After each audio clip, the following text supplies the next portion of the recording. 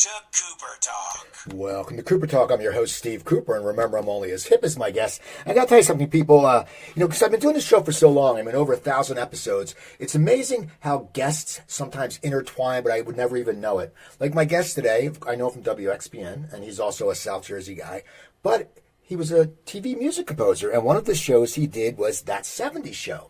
And Mark Brazil was on this show, the creator, about 11 and a half years ago, and I met Mark at the Comedy Store at the night of Robin Williams' memorial service. My good friend Jeff Martyr took me along, and he knew Mark. And it just turns out Mark never did shows, and he thought I was a nice guy, so he did my show. And then I find out that the guest of my show today, he worked on that show. He's worked on many shows, and he has many stories. In fact, he has a new podcast coming out called Straight from the Hat with Ben Vaughn. My guest is Ben Vaughn. How you doing, Ben? I'm doing great. I also know Mark Brazil. I ran into him recently. I was walking down the street, and all of a sudden, hey, Ben, I turn around. It's Mark Brazil. So we stood in the middle of the street talking for about a half hour. We would move when cars came by, and then we would drift back into the middle of the street. You know how that happens. And we had a really great long talk. It was great to catch up with him. Yeah, it's funny because I always say people in the entertainment world, you know someone and you don't see him forever, but you always have that you rekindle that missing experience. At least I know when I was doing stand-up on the road, I wouldn't work with someone for like 4 years. Then you work with them, and it's like no time ever passed. Not only that, but you never find out whether those people have kids, because that's not what you talk about.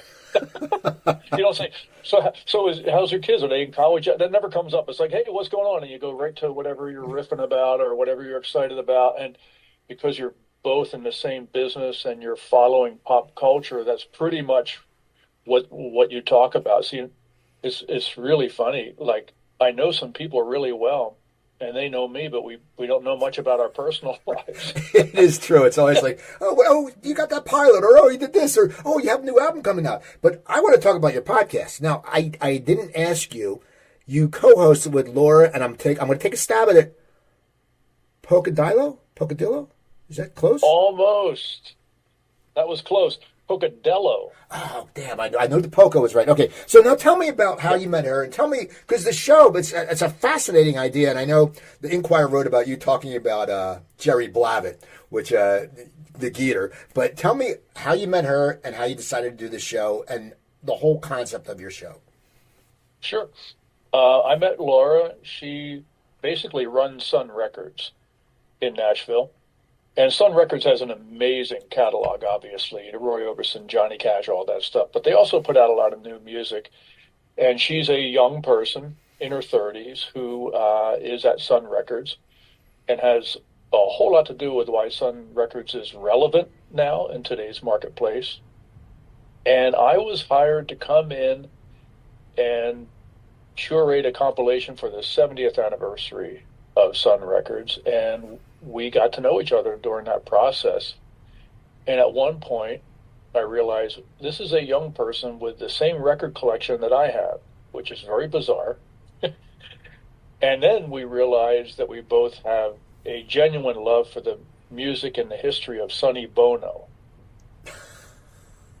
And you don't meet people that often who have that same affliction. Let me ask you, when did this fascination, Sonny Bono, when did this start for you? For me, probably when Sonny and Cher came out. But I think that I found Sonny put out a solo record in 1967 called Interviews, which is his stab at a psychedelic album. And the record company ran an ad in the very first issue of Rolling Stone for this Sonny Bono, this heavy Sonny Bono record, And when I finally got around to hearing the record, I was blown away. It's a really amazing record. And I started studying up on Sonny and went back to Phil Spector, obviously. He worked with Phil Spector. He was his right-hand man. And then I went back before that, and he produced stuff for specialty records like Larry Williams and Don and Dewey, some really hardcore, great R&B stuff. He wrote a bunch of songs. So before Sonny and Cher, he had at least a decade of experience in the record business. And I became fascinated with this guy who believed in himself and hustled, and Laura, same thing, you know. So we realized we needed to team up and work on something, and we started trying to get a reissue label off the ground, which we're still working on, slow going. And then we came across the idea of doing this podcast because I have met and worked with a lot of the people in her record collection, and she wanted to hear those stories, and we would just chat back and forth, and then the two of us came up with the idea, why don't we pull these names out of the hat, and we'll record a demo and see what happens. And we did it, and we ended up recording for 3 hours, and 21 names were pulled out of the hat, and we realized we might have something, and we played it for other people, and we were encouraged to cut it together into episodes and release it as a podcast, and it's doing really well. The reaction we're getting is incredibly positive. It's really awesome. Now, how do you figure out who you're going to put in the hat? Because you've worked with so many people. You know, you had the Leonard Skinner, Dwayne Eddy, all these different people you've worked, and you've had this career, but it's a hat. There's 21 guys. You know, you had 21. I mean, it's not. It must be hard to pick. It's like when you do an album. Well, there were more than 20. Actually, she only pulled 21. She wrote all these names down on little slips of paper and threw them in a hat, and there was probably like 50 to 100 in there. We just went back and forth. Like, she made a list of people that I've talked about, you know, people I've met or worked with, and I made a list of people, and we threw them she threw them all in the hat, and randomly she pulls them out. There's no preparation on the show at all, and which is great, because that means we don't have to do any prep for the show. We just push record, and like we're doing right now. It's great, you know. Well, it's funny. I'm sorry. I was going to say I never craft questions, because I think then it becomes too boring. I think anyone, you know, if you talk to someone, you do your research. Like I look you up, I do my research, but I think it's great that you don't expect what's coming up, because then it flows so much easier. Because if you craft a question, or if you give someone the questions in advance, their answers are canned. I mean, I've interviewed people who have told the same story, you know, yeah, and you hear it. I'm like, my friend did the podcast with a guy. I'm like, holy crap, that's exactly word for word. But so you were saying, so you pull it out, it's fresh. Completely fresh. And it's how I prefer to work anyway. Like, as a musician, I don't like rehearsals, and I don't like sound checks. I like to just, like, boom, you know, I like to be surprised by my environment or the subject matter. I think that I work better under pressure, and I'm very relaxed about that. I have confidence that I'm not going to completely blow it. You know, I've been in the business long enough. I don't really feel like I have to prepare. You know, when you're young, you think you have to prepare for everything. And at a certain point, you realize, man, I'm prepared. You could wake me up at 3 a.m. You and I could both do something at 3 a.m, you know, within, you know, a minute of waking up. It is true, and it's funny. So now tell me some of the stories you've told, because, and first of all, I think the storytelling is so fascinating. I always, you know, I love on this show, people always go, you know, ask this question. I go, no, because when you're just talking, you get stories. And I always tell the people, the show, it's not about me. It's about my guests, because I want to hear stories. And I've heard, you know, I'm a big 80s music fan. And I've heard great stories of how some of these songs were created and stuff like that, or actors, how, you know, their roles were created. My friend was on The Sopranos. He just did my show again the other night. Tell me about how, you know, The Sopranos came about. But tell me about, you know, some of your stories that you've been covering that are interesting. Well, there's one story about being being in an elevator with Gene Pitney one-on-one, after having a very tense conversation with him. It was at Carnegie Hall, in the dressing room of Carnegie Hall. I was invited to see him perform because his manager thought I should produce Gene Pitney. And so, of course, I'm like, wow, Gene Pitney. I love Gene Pitney. And Carnegie Hall, yeah, you know. So I go, and we have this conversation up in the dressing room about him recording a new album with me producing, and then he started bringing up that he wanted to have modern synthesizers on it, and they wanted his son to be involved with all kinds of MIDI instruments and everything. And I said, I don't think I'm the right guy for that record. And he goes, well, that's the record I want to make now, because I want my son to be involved. and I want to compete with the modern marketplace. And I said, well, I'll say it again. I don't think I'm the right guy for this record. And it ended really tense. And then his manager said, okay, everybody, to the elevators. And so we all walked toward the elevators, and somehow the elevator doors opened up. Gene Pitty and I get into an elevator. The door closes behind us, and it's just us. And as we're going down, I said to him, well, this is awkward. And he started laughing. And we get there, we get on the ground floor, and then the manager comes up and he sees us laughing, and he thinks, all right, we have a deal. It's going to happen. He goes, so are you guys going to work together? And we both said, no, never going to happen. So the podcast encapsulate your career and the people you met. Now, I want to know, you're a South Jersey guy from Mount Ephraim, but grew up in Collingswood. Am I correct? Mount Ephraim, basically. Yeah, I grew up in Mount Ephraim. Okay. I lived in Collingswood for about 10 years before I came out here. Okay. So what was it, as a kid, were you always interested in music? Were you fascinated? Because as you said, you had the show on WXPN, which is The Many Moods of Ben Vaughn. So you said you have a very eclectic, with this podcast, you have this eclectic taste in music. What were you like as a kid? What were you listening to? And when did you first start deciding you wanted to play music? Well, growing up in the Philadelphia area, doo-wop was probably the first music I ever heard, and I was in love with it. And I lived in a neighborhood where every now and then you would see like four guys on the corner singing. It was a real thing. Like Sha Na Na did not invent that. I know it's like a cliche at this point, like with the lamppost, but it actually happened, And the Geeter with the Heater on the radio. And when I was 6 years old, my uncle gave me a Duane Eddy record, which was a guitar instrumental album. And it was called Twistin' and Twangin'. And this is before the Beatles. And I must have listened to that record 3,000 times. And then when the Beatles came out in the British Invasion and everything, I was already a rock and roll fan already. And I really liked Surfin' Bird by the Trashmen. I mean, I was obsessed with that record, and it came out before the Beatles. So I was already there, And Surfin' Bird is still ahead of its time, if you ask me. I mean, that's a work of art. I mean, there's I Am the Walrus, and then there's Surfin' Bird, as the two most avant-garde pieces of rock and roll music, in my opinion. And so I had the bug, Surfin' Bird, Duane Eddy, all that stuff, and then the British Invasion and Motown. And I would listen to the radio. I would stay up all night and listen to the radio, and I would dial in WLS out of Chicago. I would pick up the Grand Ole Opry, and my dad was a TV repairman, so he had this shortwave radio in the basement, this big thing. And I brought it up to my room, and I plugged it in, and the tubes were glowing, and and all that. And I was able to listen to Radio Luxembourg and listen to the hit parade over in Europe. I could pick up wild stations. So I was just obsessed with music, and I was also obsessed with radio at the same time. And I just knew that I knew I was meant to be part of it. I didn't know how.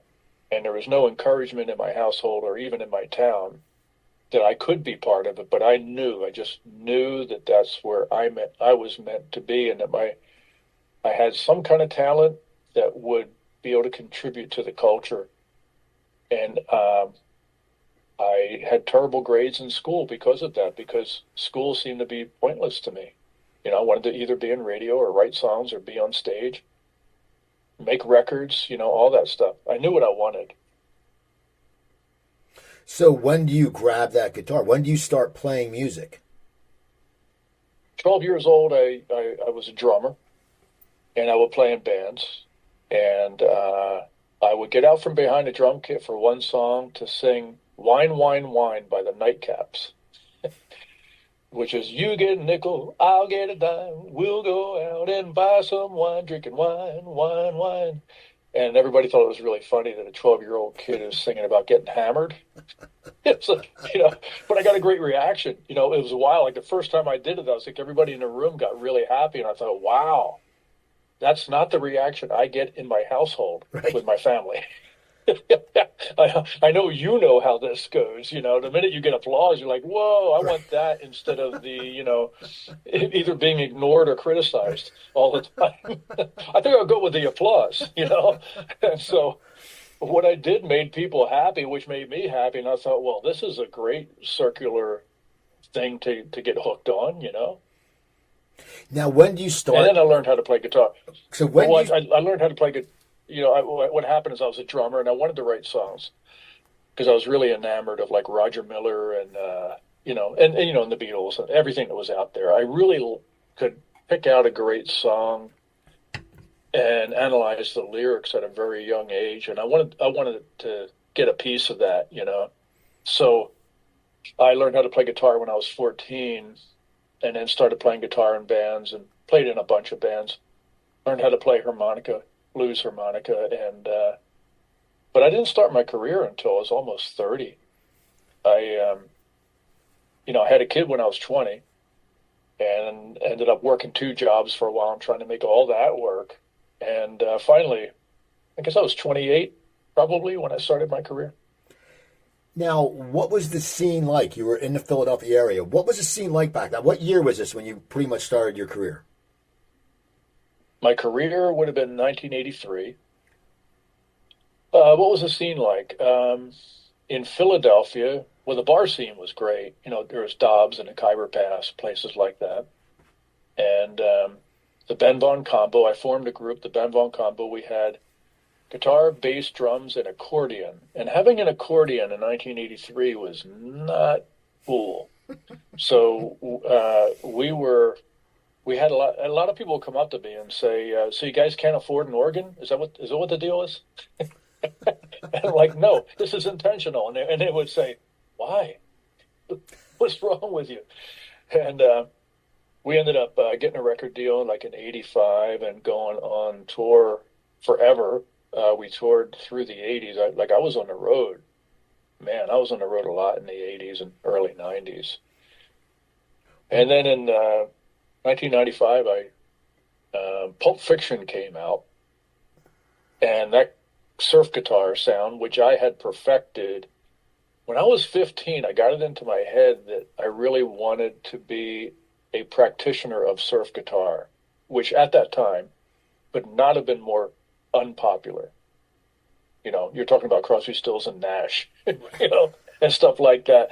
And I'm like, and I'm working on it, over and over again. I'm turning the reverb up, and I'm getting, really, and it was a dead language, really. It was a dead language. And every band that I was in, they would not let me do that. They would tell me, please don't do that.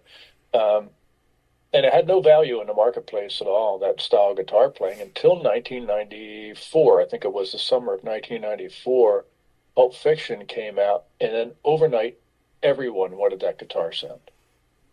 Every TV show and every movie was like, we need that edge, because Tarantino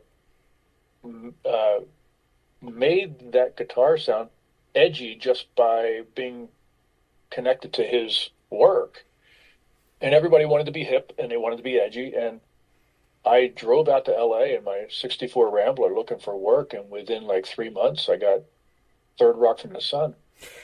Now, how did that happen? And started working on that. Because that was also great. Mark Brazil also. Mark wrote on that, and that's where I initially met him. Yeah. So you leave Philly. Well, first of all, you just decide because the scene for what you want to do is in LA. So you decide I'm going to just leave this area. I visited, and a music supervisor in LA told me there is a movie getting ready to come out. She worked on it actually, called Pulp Fiction. When that movie comes out, your style of guitar playing, and I can also write guitar instrumentals, not just play them. I'm a writer, so I can write guitar instrumentals, as well as songs with lyrics. And she said, if you come out here, I guarantee you I can get you work. So I went out, and within 3 months I had that show. And that show came about because I was a guest on KCRW, a station very popular in LA. And there was a morning show called Morning Becomes Eclectic, which is still in the air. And every director and every music supervisor and everybody in the business religiously listened to that show. And the host had me on as a guest and asked me why I was in LA. And I said to, to do music for TV or film. So if anybody out there has a project, call the station. And I was kidding, Right. But the phone rang, and it was the president of Carsey Warner Productions. And they had the pilot for Third Rock from the Sun, and they thought that I would be the perfect composer for it. So I went in for a meeting, and they hired me immediately. And I was part of the team. The show was not on the air yet. It hadn't even been picked up yet, and I was part of the small group of people for that show. So it was it was a perfect family for me to fall in with too, because the creators of Third Rock from the Sun came from Saturday Night Live. I think they wrote for that show for like 7 seasons. They were not sitcom people, so they didn't know the rules, the careful sitcom rules, right? They did not know those rules, so they just wanted to bust it all wide, and they were being encouraged to do that. And when they found me, I was also ignorant of the rules, which made me more attractive to them. So they brought me right in, and I'm hanging out with incredible comedic minds, like Mark Brazil, Bonnie and Terry Turner, Christine Zander, all these amazing, the funniest people I've ever met.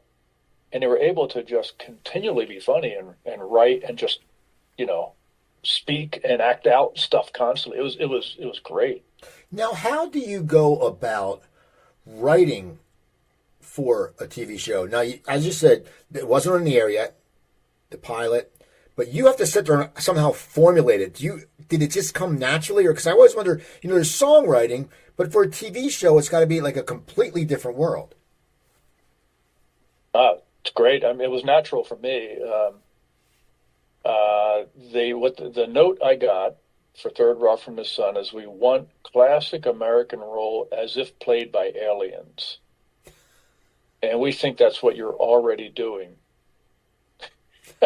Which I took as a compliment. I don't know.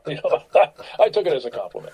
And so I'm writing. I've always been, the record business always told me I was too weird for the record business. Suddenly, mainstream network TV is telling me that I'm fine the way I am. That was ironic, because, you would think that the record business would be looser and more artistic, and that, NBC, must-see TV would be very, careful or something. But no, they just said, be yourself. We love you the way you are. And I hardly ever got any notes from the people at Third Rock. And we also did that 70s show together, same team.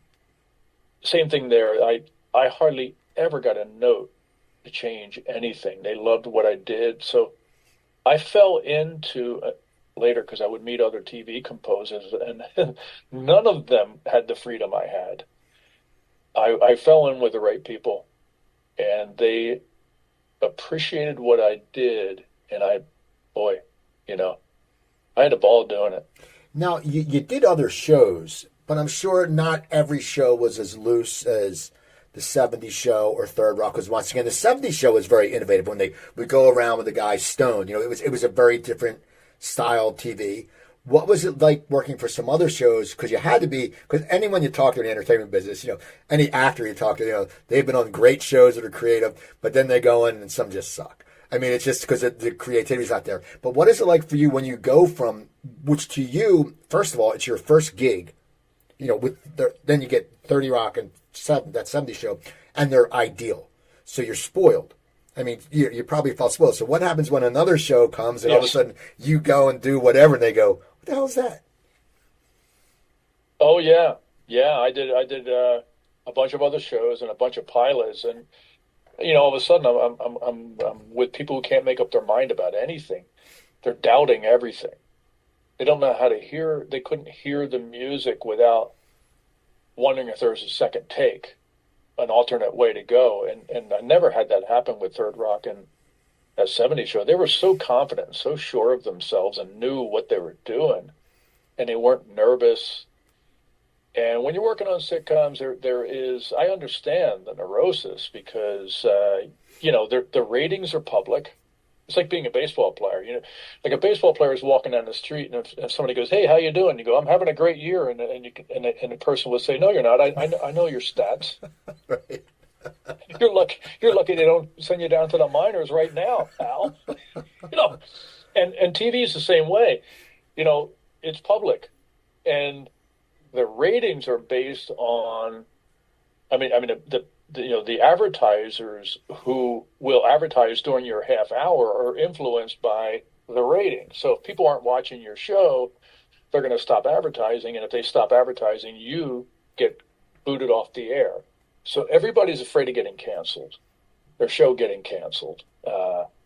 And so with that, there's a workaholic, really great work ethic, but there is fear of being out of work any minute. And when I would run into that, I would realize, okay, this person is not being indecisive because of my work, and they're not yelling at me because of my work. They're in self-preservation mode, and they're freaking out. I ran into a lot of that, and I had to really become an amateur psychologist in order to be forgiving of how much extra work they would want me to do before they could believe that something was good. And those shows didn't last, They didn't last. Third Rock and that 70s show did. The confidence and the secure knowledge that their vision was the only vision was, and that's how I work too. So I was with the right people for those two shows. For the other shows, I survived, and I figured it out. But it was harder work. Harder work. Well, and I've known talking to people who have been on shows that you're right. Like you were in a show that they know they're getting picked up.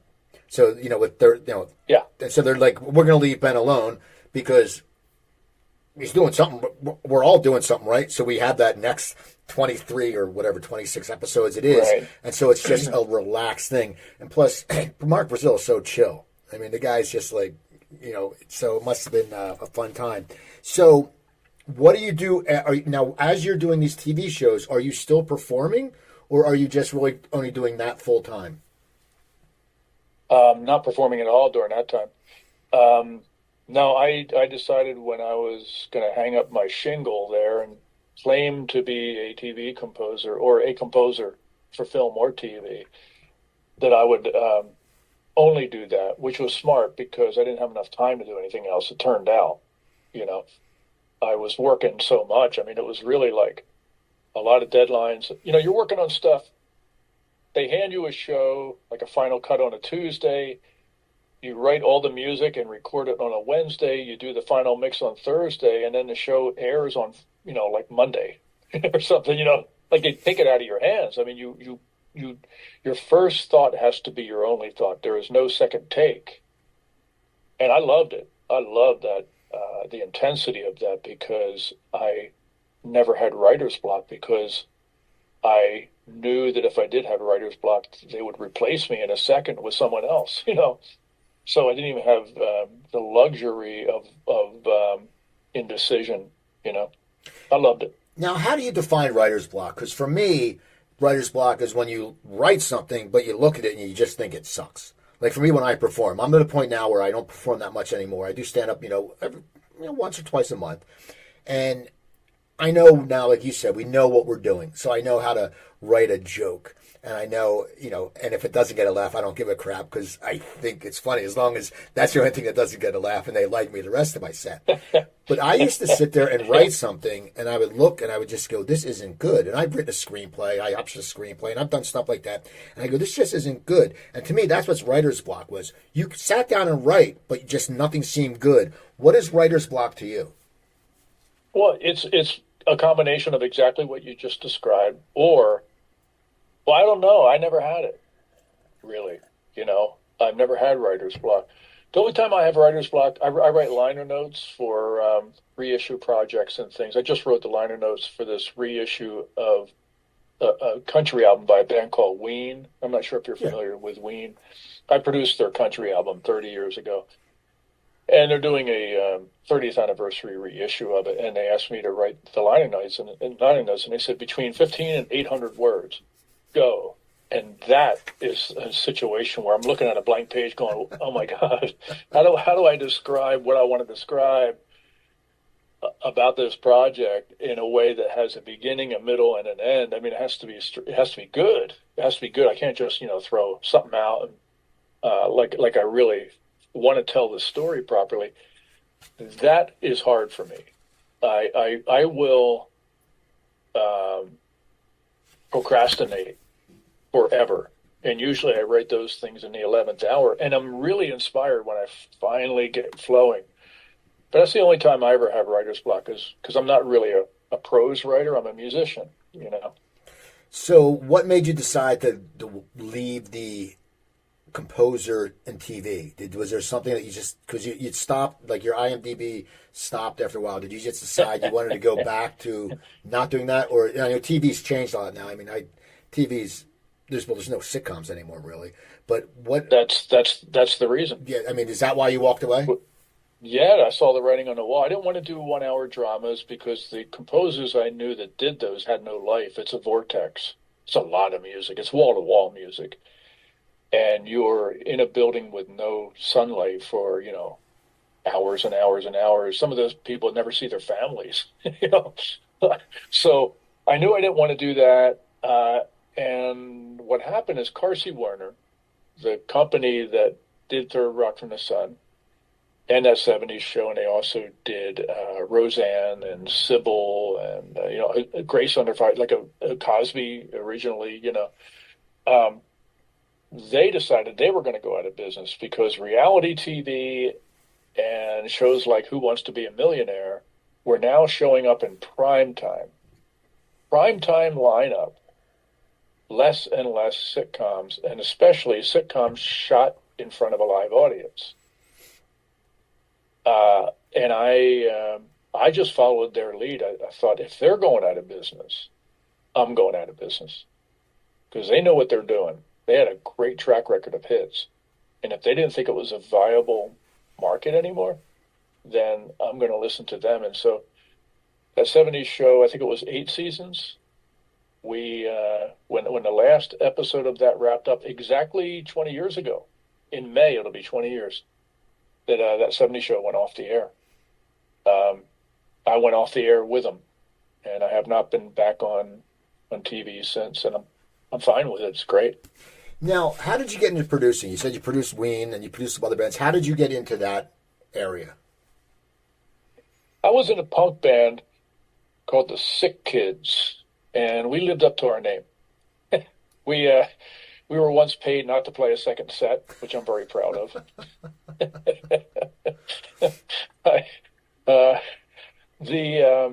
We went into the studio. This would be about 1980. I was always messing around with 4-track reel-to-reel. I had a friend who had a 4-track reel-to-reel, and we would do a lot of drugs and stay up all night and record every instrument. I play, I'm a multi-instrumentalist, so I would play, and so was he. So I would play drums, bass, guitar. He played keyboards, bass, drums, and guitar. So we would just record all night and write songs. And so I had a lot of experience getting sounds and experimenting. And I'm playing drums in this punk band, and we go into this studio, and we were like a really offensive band. I mean, like, people would leave when we played. I mean, it would just leave. It was great. I mean, that was the idea. That was the concept behind the band, to be as offensive as possible and to be non-musical, which is why I was on drums. It's my least musical instrument to play. They wouldn't let me play guitar. They actually, they heard me play guitar, and they said, "You're never allowed to play guitar in this band. It will ruin everything." And so we go into the studio, and with no producer, and the engineer starts making everything sound pretty. Like, the guitar sounded like something from a Police record, with chorus all over it, and it had a real chimey kind of sound. And we were becoming a less interesting band with every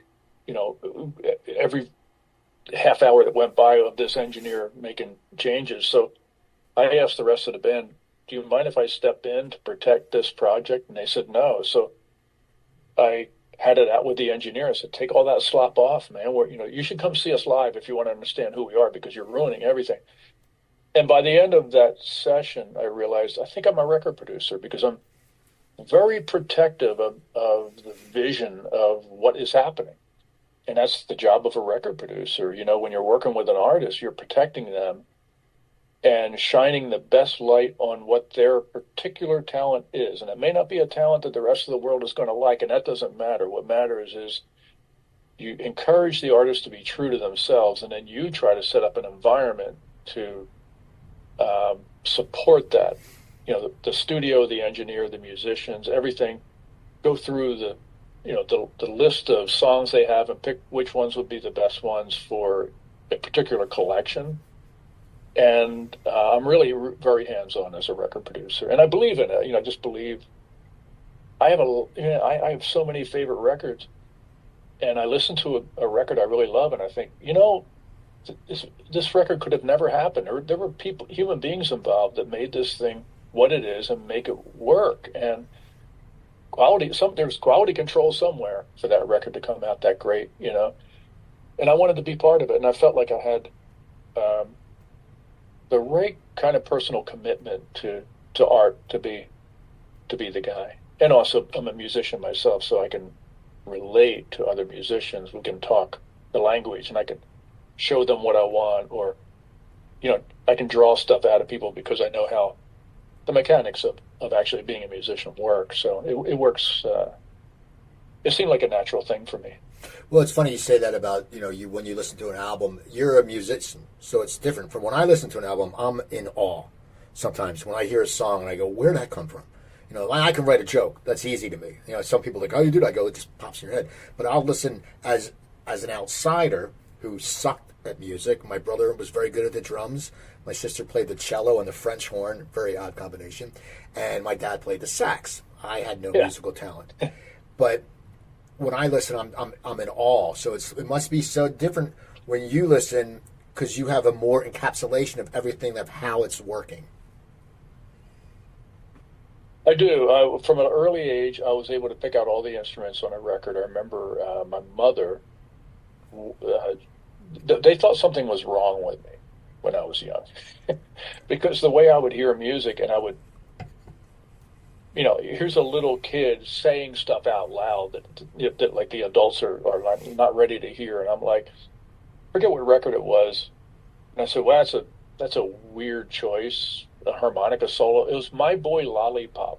I don't know if you know that song. No, I don't. My Boy Lollipop. 1964, Millie Small, from Jamaica. A big hit. And in the middle, there's a harmonica solo. And I remember turning to my mom and I said, what a weird choice, a harmonica in this song. And she was like, what are you talking about? And I was able to name all the instruments right away. I could say, well, there's a bass or there's an organ. Somebody's playing maracas. I could also hear the reverbs and how they were placed. Like when I first started hearing stereo music, I could tell where the panning, I could hear the choices, I could hear the manipulation, and I could hear where the manipulation happened, and I could hear where the natural talent was happening. And a great record is a combination of both, because engineering is manipulation. The minute you change a frequency, you're manipulating. And it's not a bad word. In that sense, it's not a bad word, because maybe it needs that manipulation in order to fine tune the expression and definition of what's happening. So, yeah, I hear music probably a little more in color than you do. I don't know. But you also probably can dissect humor, watch a stand-up comic, and go, I see what you're trying to do. I can whatever. I can watch a sitcom and do that too. A lot of times you could see the joke coming. Yeah. You go, oh, they're going to go this way. Even in drama, it's so funny. We watch this one show called Will Trent that I enjoy. It's got humor, but I always know who the killer is 20 minutes in. I'm like, gee, can we get more? Can we get more going? So I want to. I was doing my research, and you have to tell me about Rambler 65. Well, don't try this at home. I recorded an entire album in my 1964 Rambler. which is a car, by the way. Some of your listeners may not know that there was once a company called American Motors who made the Rambler. I owned a '65 Rambler, and I got it in my head that, well, actually, the way it happened, I was in a recording studio, an expensive recording studio, and we couldn't get a good sound on a conga player. So we brought in baffles. That didn't help. We were hanging blankets over the baffles. We almost built a tent for these congas to sound great. And I'm thinking, well, I said it out loud as a joke. I said, I could get a better sound in my car. And everybody laughed. And then I started thinking about it, like, wow, I wonder if I could. So the funny thing about that record is that I thought I was avoiding a midlife crisis when I made that record, and it turns out that recording an entire album in your car is a classic midlife crisis. So, oh well, oops. But it came out on Rhino Records, and it got a lot of publicity. That record got a lot of publicity, and it's kind of, I think that my obit is going to say, Ben Vaughn recorded an entire album in car. That's going to be the headline. Now, where would you park? I mean, is it something that you go in a garage? Because I'm thinking, are you bringing all the equipment in your car? I mean, it's just, yeah. It must have been a pain in the ass to set up, bringing all that stuff. And I got to find out because it fascinates me. That record is the reason I had to leave New Jersey. Because I recorded it in my driveway in Collingswood, New Jersey, and every morning I would drag a reel-to-reel deck, a mixing board, and instruments. I did perfect something. I think I invented something, which was the isolation booth, using the trunk of a car as an isolation booth, because I had a Fender Deluxe Reverb amp. I put that in the trunk, and I put a microphone on it, and I ran the cord out through I took the tail light off, and I ran the cord out of the tail light, and I would close the trunk, and then I would get back in the car, and I could sing and play electric guitar at the same time with total isolation. There was no bleed through at all. Like if you soloed up my vocal, you wouldn't hear the guitar, and if you soloed up the guitar, you wouldn't hear my vocal. So the trunk of a 1965 Rambler is the perfect isolation booth for all of you out there. That's so funny. I get just imagining Collingswood. You bring in your stuff out, and people are like, "What the hell's he doing every morning?" Every morning he's out there in the guitar and the reel to reel. I quickly learned to wrap everything up by 3:30 and go back in the house because the high school kids would come by and start taunting me. Hey, mister, what are you doing? Hey, you making a video? Hey, can we be in a video? What are you doing? So I learned the hard way, like wrap it up and be invisible when the wise-ass New Jersey high school kids are let out, because I used to be one of those wise-ass South Jersey high school kids, and everybody suffered. Exactly. So how did you end up on WXPN? How did your show arise on that? Because I know you have your show on that, the Many Moods of Ben Vaughn. So I'm sure it's very eclectic, like you said. You have so many different music styles that you love. So how did that show come about? Well, I was part of World Cafe, the original World Cafe, the show. In the early 90s, David Dye brought me in to be part of that. I was a presenter. I would produce segments for World Cafe. So I had an association with WXPN that went back that far. And I also would every now and then be on Fresh Air with Terry Gross, like if they needed like an expert, like Sonny Bono. When Sonny Bono was on there promoting his book, they brought me in to do a little intro where Terry, had me explain who Sonny was and why he was important. And when Lee Hazelwood died, they had me on as a commentator. So I had a history being on the radio already. So when I started the Many Moods of Ben Vaughn, it initially was only on the air in Memphis. I have a really great association with Memphis. When I was touring back in the 80s, that was the first city outside of the Northeast that went nuts for my music. So I kept going back, and I ended up becoming friends with a zillion people down there. I almost moved down there at one point. A lucky, really free place, artistically.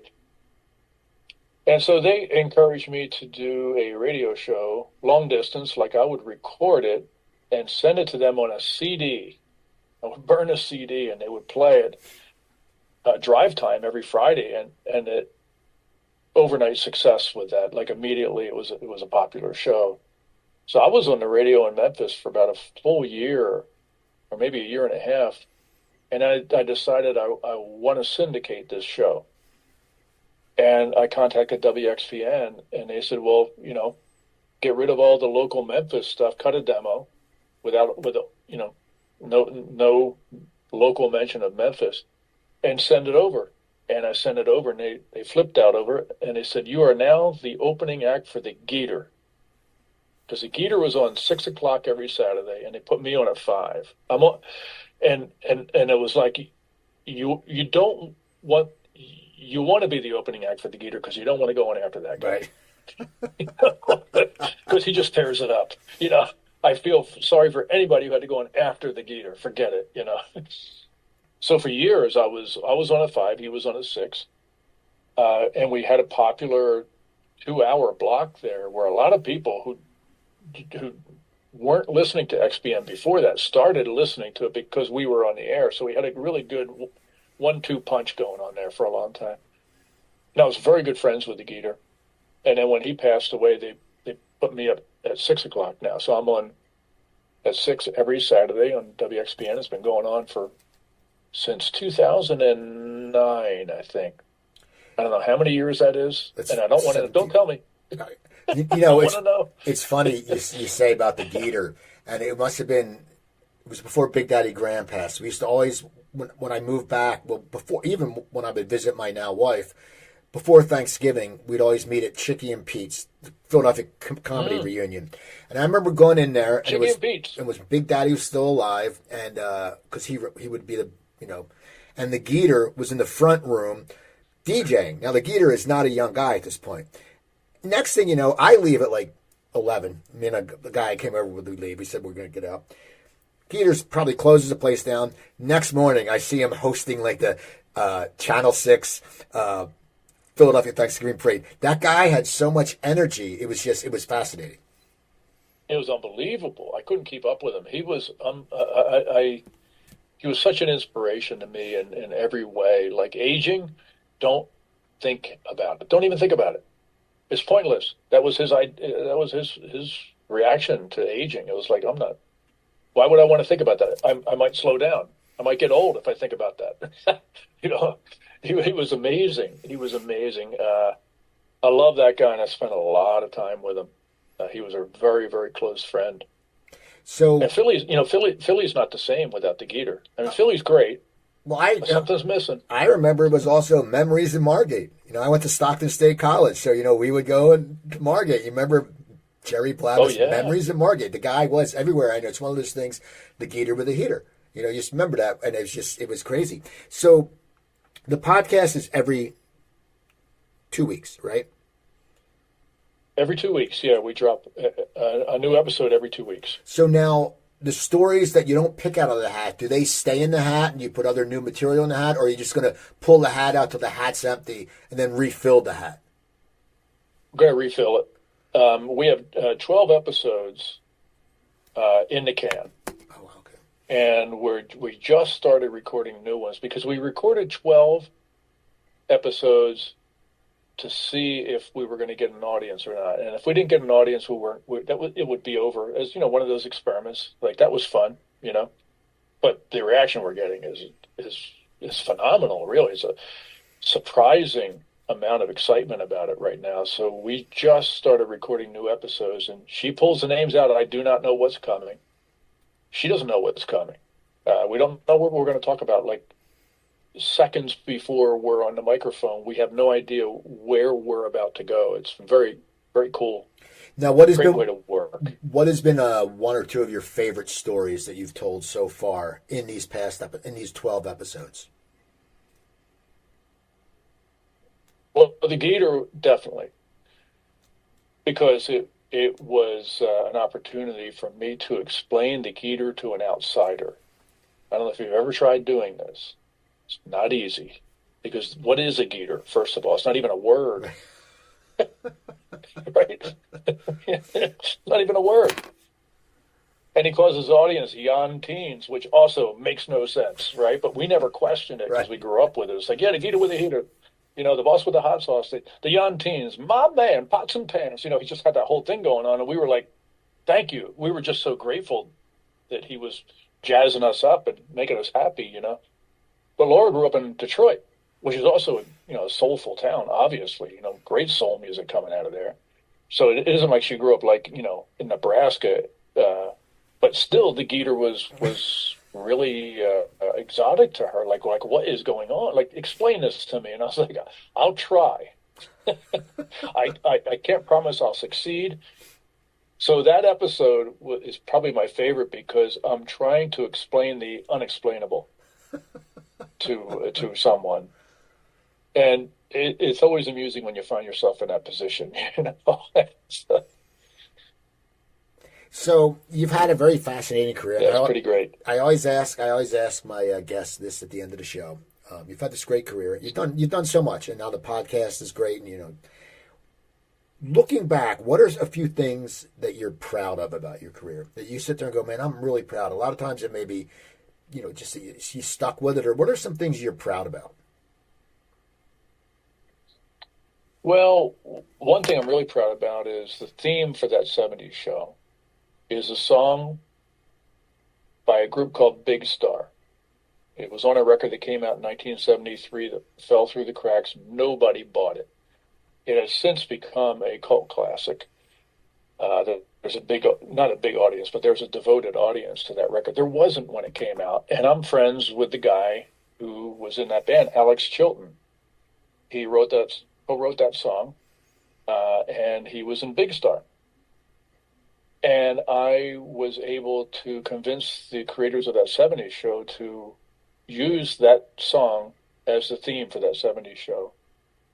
And it changed Alex's financial life. He was able to buy a house with the money from that. So that's the kind of thing I'm really proud of. It's like when not only, my hunch was proven right, that was the right song, which feels really good, as proof that you're on the right track with your ideas.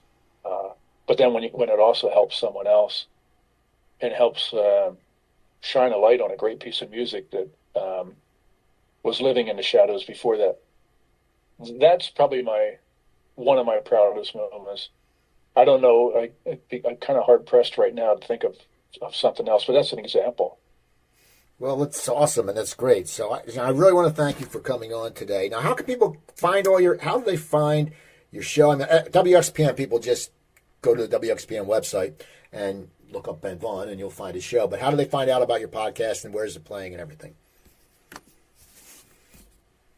Straightfromthehat.com. We have a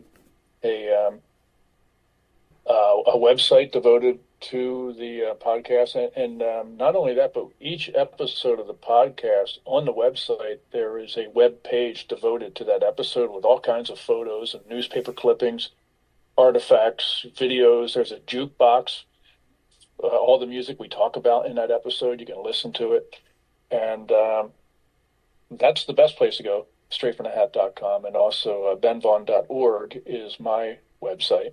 But I'm also on Facebook. I'm findable, very easily findable. So people go look up Ben Vaughn. Also, look me up. Go to my website, coopertalk.net. You can find 1,059 episodes up there. You can email me at coopertalk.net. Also, check out my other podcast, Lawsuits and Lessons. My friend, entertainment lawyer John Fagerholm, who now is a business lawyer.